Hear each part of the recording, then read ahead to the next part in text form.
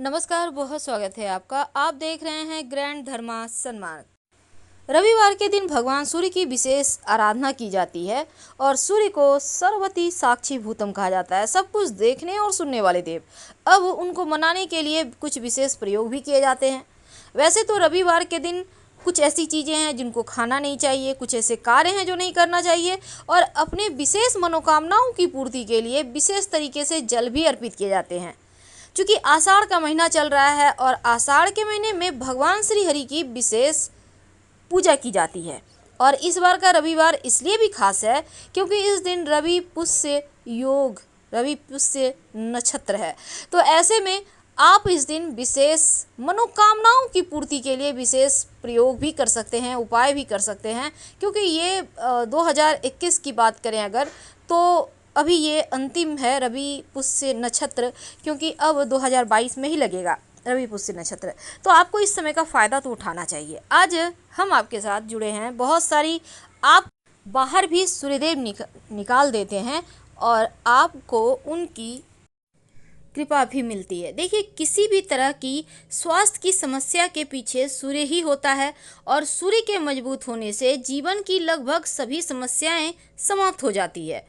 समस्त सृष्टि के ऊर्जा और प्रकाश का कारक भी सूर्य हैं और सूर्य को स्वास्थ्य, राज्य, दवाई, पिता, खाने पीने की वस्तु का कारक भी माना जाता है।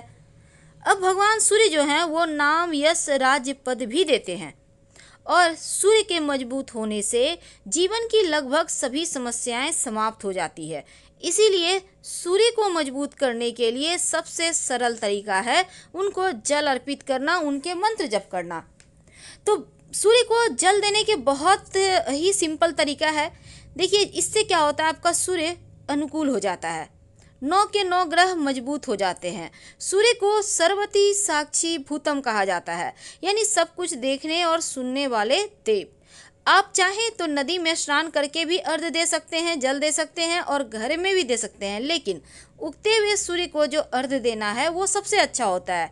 सुबह सूर्योदय से सुबह 8 बजे तक में आप जल दे दें तो ज़्यादा आपको शुभ फल मिलते हैं। तो आज हम आपको सिंपल तरीके से बताएं। देखिए, लोटे आपके मिट्टी के बड़े पात्र में आप जल अर्पित कर सकते हैं अगर घर में वैसा व्यवस्था नहीं है तो सुबह जल्दी उठकर आप स्नान वगैरह करके आप अर्घ्य दें और जब सूर्य की रोशनी चुभने लगे तब जल देने से उतने फ़ायदे आपको नहीं मिलते। बिना स्नान किए सूर्यदेव को जल भूल कर भी मत चढ़ाइए और अगर जल चढ़ाने के बाद इसके छींटे पैरों में पड़ते हैं तो हालांकि हल्के फुल्के पड़ रहे हैं, आप किसी चीज़ में जैसे कि मिट्टी के गमले हैं, पौधे हैं, उसमें डाल रहे हैं, हल्के फुल्के पड़ रहे हैं तो दोष नहीं है, लेकिन डायरेक्ट नहीं करें, इसका ध्यान रखना है। अब सूर्य देव को अगर आप जल अर्पित करते हैं तो आपका पिता का साथ आपको लंबे समय तक मिलता है और परिवार में विशेष सम्मान भी मिलता है। शिक्षा और एकाग्रता के लिए, यानी जो विद्यार्थी हैं वो सूर्य देव को अगर जल अर्पित करें तो आप जल में ब्लू कलर का इंक, याद रखिए, जल में ब्लू कलर का इंक, फाउंटेन पेन में जो इंक भरा जाता है ना, आपको मार्केट में मिल जाएगा, आप ले आइए। ज़्यादा नहीं डालना है, 2-4 बूंद डाल दें जल में और उसी को अर्पित करें। दोनों हाथों को सर से ऊपर उठाएं, दोनों हाथे से लोटे को पकड़ें और धीरे धीरे पतली सी धारा गिराएं और सूर्य को उसी धारा के बीच से आप देखें। देखिए, रविवार के दिन भूल कर भी लाल मसूर की दाल मत खाइएगा, नहीं तो आपके पूजा का फल भी आपको नहीं मिलेगा और तमाम एकादशी व्रत के तो पुण्य वैसे भी नष्ट हो जाने हैं। रविवार के दिन लाल मिर्च और लाल साग भी नहीं खाना चाहिए और शास्त्र तो ये भी कहता है कि रविवार के दिन मछली नहीं खाना चाहिए। कहने का तात्पर्य, आप इस दिन कुछ नियमों का पालन कर सकते हैं। अगर आप वैवाहिक जीवन चाहते हैं कि शीघ्र विवाह हो या सुखद वैवाहिक जीवन हो तो सूर्य देव को जब जल अर्पित करें तो उसमें 1 चुटकी हल्दी डालकर अर्पित करें तो आपका वैवाहिक जीवन भी अच्छा होता है और शीघ्र विवाह भी आपके होते हैं। अब दूसरी तरफ, अगर आप जीवन में सभी चीज़ों में लाभ प्राप्त करना चाहते हैं तो सूर्य देव को प्लेन वाटर अर्पित करें, सादा जल, कुछ मत डालिए, सिर्फ प्लेन वाटर आप अर्पित करें, चारों दिशाओं से आपकी सुरक्षा होगी। वैसे 1 चुटकी चंदन डालकर भी अर्पित किया जा सकता है। अगर आप कोई मीठी वस्तु जैसे कि मिश्री है डालकर अर्पित करते हैं तो जीवन में खुशियाँ आती हैं, गुड़ डालकर अर्पित करते हैं या गुड़ डालकर अर्पित करने का विधान नहीं है तो आप वहीं पर कहीं साइड में रख दें, चींटियां खा लेंगी और आप जल अर्पित कर लें, सादा जल। अगर आपके जीवन में आपको लगता है कि कर्जे बहुत हो गए या फिर कोई आपका पैसा ले लिया है, फंस गया, दे नहीं रहा, या धन की मुश्किलें हैं, तो आप लाल मिर्च के बीज आपको मार्केट में मिल जाएगा।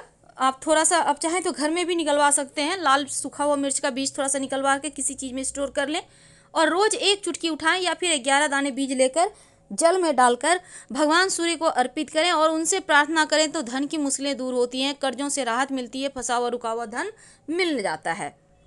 सूर्यदेव को जब आप जल अर्पित करते हैं, अगर अक्षत मिलाकर अर्पित करें और अक्षत के साथ तिल भी डाल दें तो पितृदोष शांत हो जाता है, पितरदेव की बाधाएं शांत हो जाती हैं और उनका आशीर्वाद मिलता है। अगर आप चाहते हैं कि आपका स्वास्थ्य अच्छा रहे, तब सूर्यदेव को जल अर्पित करते समय जल में रोली या फिर लाल चंदन थोड़ा सा डालकर फिर जल अर्पित करें तो आपका स्वास्थ्य अच्छा रहेगा।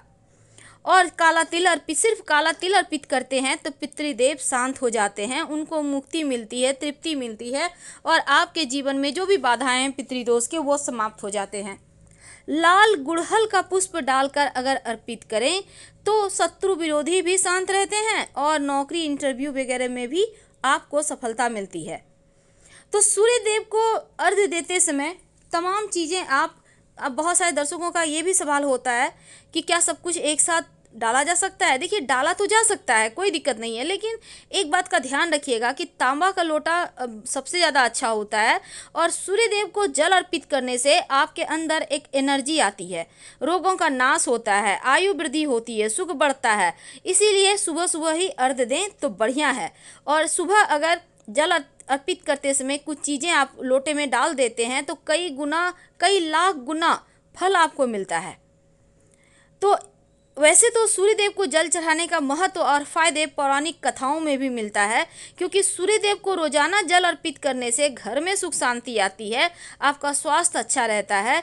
बस ये ध्यान रखना है कि तांबे के बर्तन से ही जल अर्पित करें तो आपको ज़्यादा अच्छे फायदे मिलेंगे और क्विक फायदे मिलेंगे। और जब आप जल अर्पित करेंगे तो पौधे में गिरे, तुलसी का पौधा में भी आप डाल सकते हैं सूर्यदेव को जल, कोई दिक्कत नहीं है। अगर नदी वगैरह में आप स्नान करते हैं तो वहाँ भी डाल सकते हैं। लेकिन ऐसा भी कहा जाता है कि सूर्यदेव को जब भी आप जल अर्पित करें, सूर्य की किरणें आप पर पड़ें तो ये बहुत शुभ होता है। तो अन्न, धन, वस्त्र की कभी कमी नहीं होती। अक्षत ऐसी वस्तु है जो आप माँ लक्ष्मी, श्री हरि को बिल्कुल भी अर्पित ना करें, लेकिन भगवान सूर्य को और माँ लक्ष्मी को, शिव जी को, गणेश जी को जरूर अर्पित किया करें। अक्षत की महिमा जितनी गाई जाए, कही जाए, वो कम है। तो जीवन में सुख बढ़ता है, धन आता है। वैसे लाल रंग के वस्त्र या लाल रुमाल अपने पास रखकर अगर सूर्य को जल देते हैं तो ये ज़्यादा शुभ माना जाता है। सूर्य देव को जब जल अर्पित कीजिए तो ओम गृणी सूर्य आदित्य या फिर ओम आदित्याय नमः, ओम भूर्भुवः स्वः तत्सवितुर्वरेण्यं भर्गो देवस्य धीमहि धियो यो नः प्रचोदयात्, इस मंत्र का भी जप कर सकते हैं। आप जब सूर्य को जल अर्पित करते हैं तो थोड़ा थोड़ा करके 6 बार डालिए और 7वें बार में पूरा डाल दीजिए जल और पतली सी धारा गिराइएगा। वैसे सूर्यदेव को जल अर्पित करने के बाद मंत्र पढ़ लें या आप चाहे तो हनुमान चालीसा भी पढ़ सकते हैं और 3 बार वहीं पर परिक्रमा करें, जैसे घड़ी चलती है ना, बिल्कुल वैसे ही। इससे आपको उसके पूरे बेनिफिट मिलेंगे। वैसे आप चाहें तो आदित्य हृदय स्तोत्र का भी पाठ कर सकते हैं।